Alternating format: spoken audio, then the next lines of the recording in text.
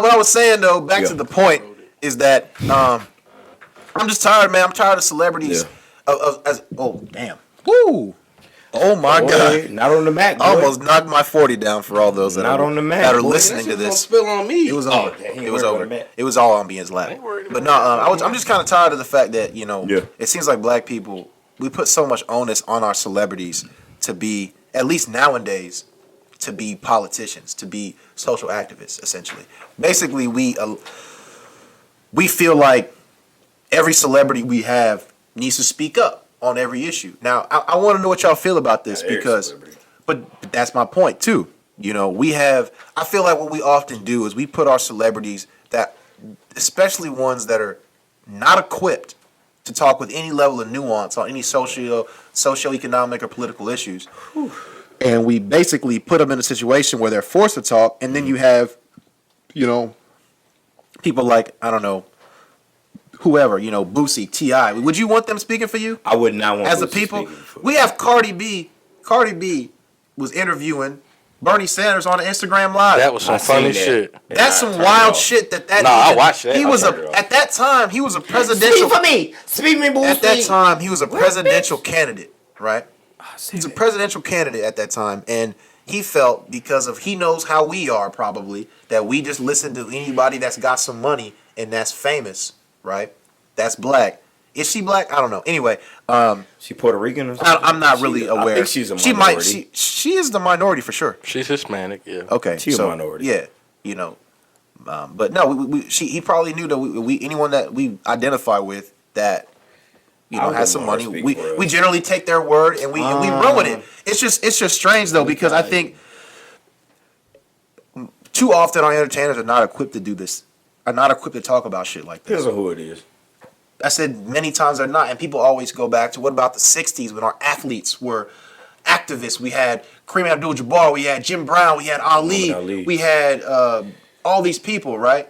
That were out here. Bill Russell. We had all these people out here that were outspoken. Not Michael Jordan. That's the '60s. I know, but I'm saying, fuck that nigga. He want to spend some money now, but right. We weren't even talking about we weren't talking about that. Anyway, the point is, even at that time, you hear all the time that, what about that time when athletes were more conscious? I wish we had a time when we could go back to when our entertainers were more conscious, when we had, Harry Belafonte out here protesting in Mississippi, right? Took real consequences for that, too. Athletes are scared. He lost a lot of, he was a crossover star in the 50s and was basically relegated to blaxploitation films for a long time after that. Mm-hmm. He took real consequences for that. But it's just strange, And for instance, I have a good example of this, man. Remember when Akon did the all the lights and he illuminated. Okay. Yeah, he put infrastructure and electricity. I forget specifically where in Africa, so don't hate me for that. I don't remember, but he did all that, right? And that was a big thing because we need our entertainers to step up. Right. But or so we thought, right? But here's the thing, when I looked at kind of the specifics, how did he fund that? You know how he funded that? Do you guys know? He funded that. He got a credit a credit from a Chinese bank. He got Chinese line a credit for $1 billion. COVID niggas. Okay. Right. So what's China doing right now? China's buying up everything in Africa. Right? Mm-hmm. Everything. I did not know that. Oh yeah, they've been buying up everything in Africa for a long time. So what you did was you took out a loan of $1 billion to China, who's already trying to buy up as much Africa as they possibly can. Okay. So what does that mean? They're the creditors of that area, right? Does that mean that means they own the area that he got that loan? So what he basically did was he basically gave them that area because he's not going to pay $1 billion back. He gave them ownership of that whole shit. At any point, they could default. They could we want this back now. What's up? So you telling me? And they got it. Since this nigga been talking about, I put life in Africa. Correct. He got it from them. He got it from, and this is kind of my point though. I love the sentiment. I love it. That's a great idea, but the sentiment is there, and I fuck with Akon for that. For having the idea, but this is where we need humility for between not our black stars, but our black intellectuals, right? Because here's the thing. Even in the 60s, like we were talking about earlier, even all these athletes and entertainers, they weren't the leaders of the movement. Ali wasn't the leader of a movement. You know what they were?